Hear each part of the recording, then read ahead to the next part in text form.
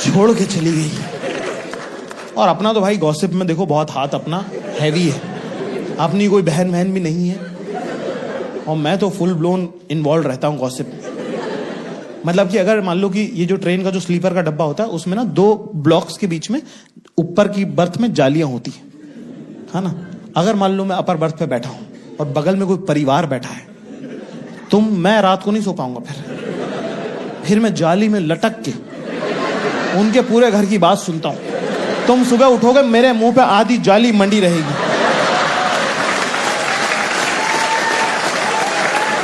मैंने ऐसी ऐसी बातें सुनी है, मेरे साथ दफन जाएंगी वो। तुम भी सुनो, तुम्हारे साथ भी जानी चाहिए।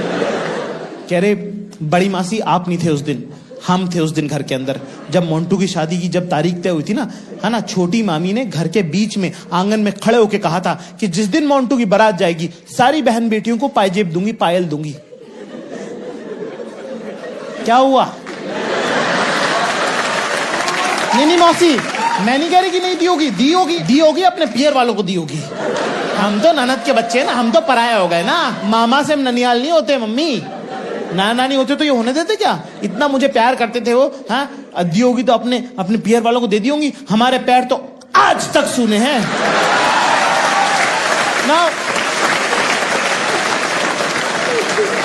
now you know that छोटी मामी is not a nice person, right?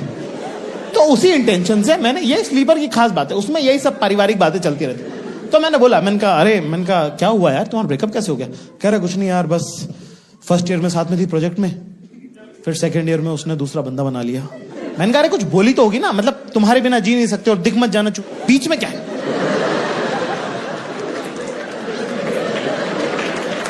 कह रहा है कुछ नहीं यार, मैंने कहा बात भी तो हुई होगी कुछ, क्या बोली वो? कह रहा है नहीं बात होती नहीं थी ना मेरी। मैंने कहा वो तो ब्रेकअप के टाइम नहीं होती थी ना, उसके बाद क्या? कह रहा नहीं पहले भी नहीं होती थी। मैं तो गर्लफ्रेंड कब थी तेरी? क्या प्रोजेक्ट में थी ना?